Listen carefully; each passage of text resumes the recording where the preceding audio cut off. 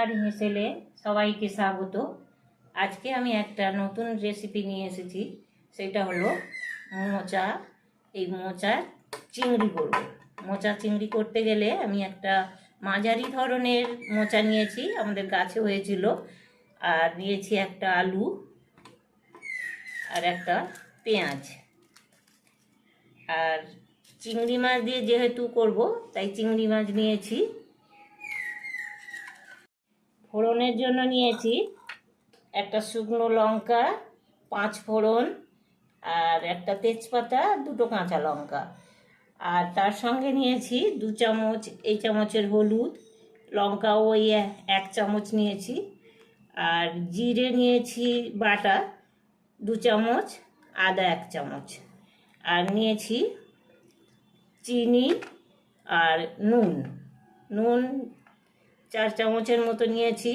নুন দিয়ে আমি ভাপাবো, সেই জন্য একটু বেশি নুনই নিয়েছি। আর নিয়েছি সর্ষের তেল। মোচা কাটার জন্য আমি একটু হলুদ দেবো, ওতে জল নিয়েছি জায়গায়, আর একটু হলুদ দেব, আর দেব একটু নুন। এবার আমি মোচাটা কাটি। কীভাবে কাটতে হয় দেখুন। প্রথমে এই ওপরের খোসাটাকে ছাড়িয়ে নিলাম, ছাড়িয়ে মোচার ফুলগুলো বার করে নিলাম। নিয়ে এর ভেতরে এই যে সরু মোটা এইরকম একটা শক্ত জিনিস থাকে, এইটাকে ফেলে দিতে হয়। আর এই খোসার মতো একটা ফেলে দিতে হয়। এই ফুলের মধ্যে যদি এইগুলো না ফেলে দেওয়া হয়, তাহলে কাটতে গেলে শক্ত লাগে, আর লাগে কি খেতেও সেই মুখেতে লাগবে। সেই জন্য এগুলোকে একটা একটা করে ছাড়িয়ে নিতে হয়। যেন মোচা কাটতে অনেক সময় লাগে, তো এইগুলো করে নিলে পরিষ্কার হয়।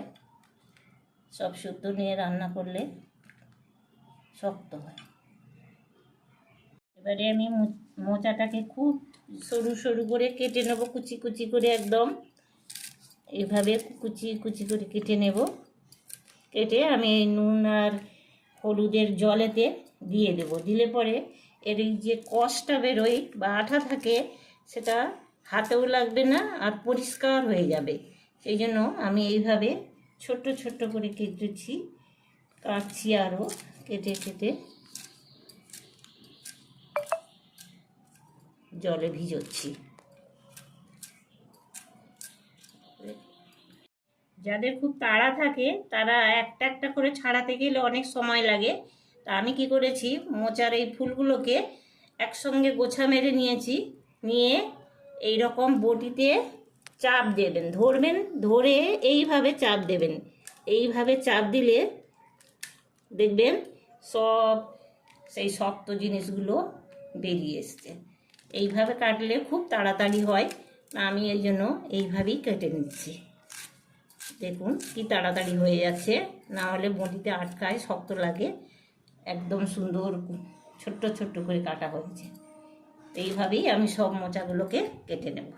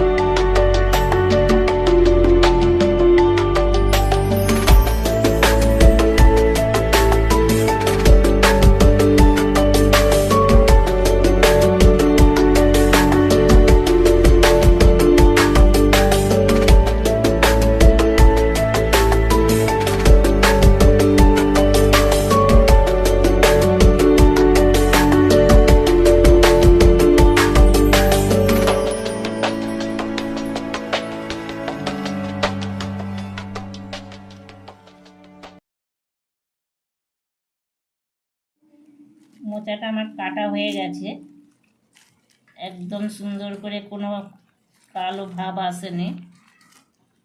এতে কেউ যদি আবার লেবু দিয়ে যদি করেন আরও সুন্দর হবে, তাতে একদম কষ থাকে না, যে একটা বাদামি রঙের রং ওঠে জলে, একদম পরিষ্কার হয়ে আছে। এবার আমি আলু পেঁয়াজটা কেটে নেব। আলুটা কাটা হয়ে গেছে, ছোট ছোট করে কেটেছি গোল গোল করে, আর পেঁয়াজটা কেটে নিয়েছি। এবার আমি গ্যাসেতে মোচাটাকে ভাপিয়ে নেব।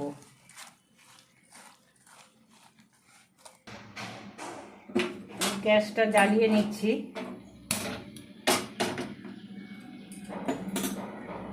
খানিকটা জল দিচ্ছি।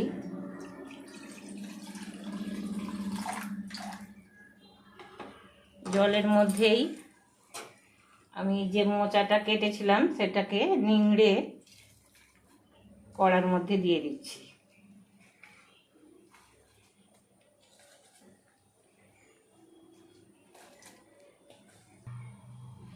এটা কিছুক্ষণ ঢাকা দিয়ে ভাপিয়ে নেব।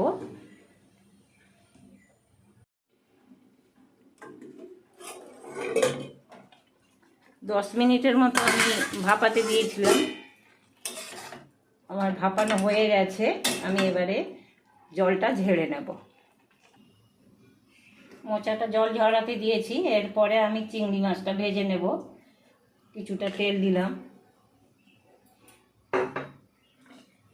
চিংড়ি মাছটা দিয়ে দিলাম, এর একটু ভেজে নেব।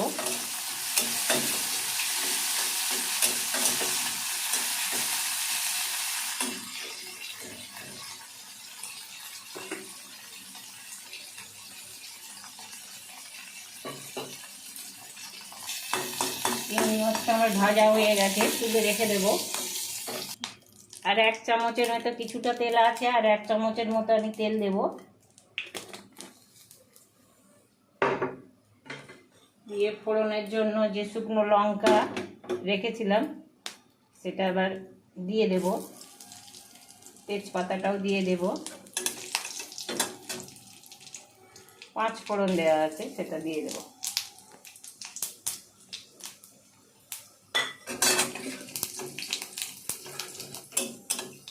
এর মধ্যে পেঁয়াজটা দিয়ে দেব।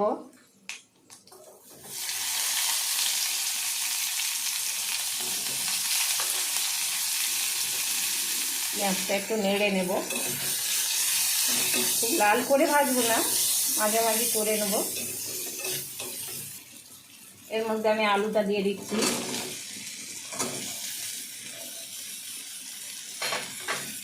দিয়ে আলুটা একটু ভাজা ভাজা মতো করে নেব।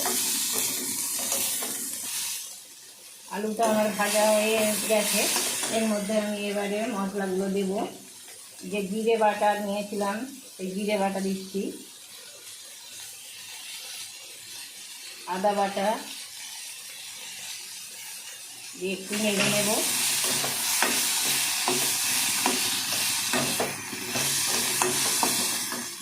এরপর আমার হলুদ আর লঙ্কা যে ছিল সেটা দিয়ে দিচ্ছি।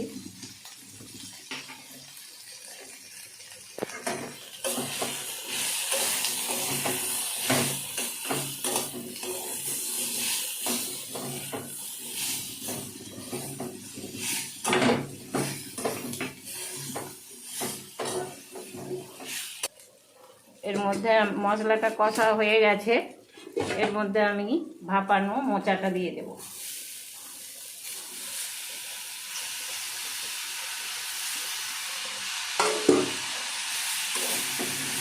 একটু নাড়াচাড়া করে নেব।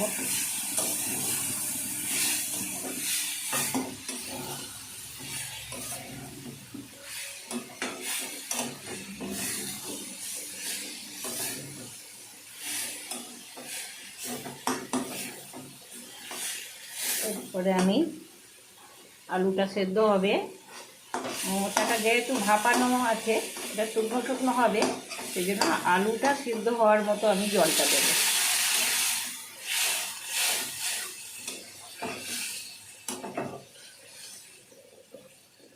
আর দেব নুন,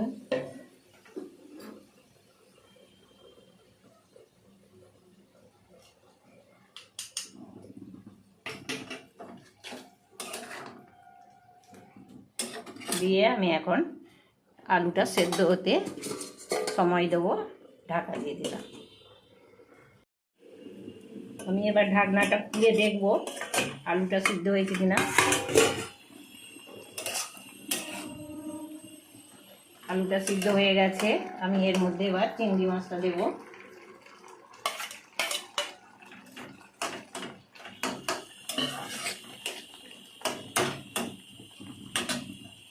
এবার চিনিটা যে ছিল ওই চিনিটা একটু দিয়ে দেব।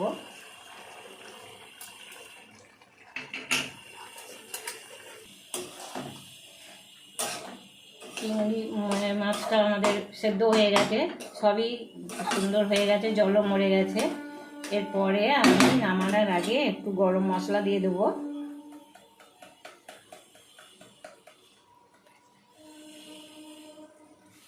গরম মশলা দেওয়া হয়ে গেছে, আমি একটু নেড়ে নেব।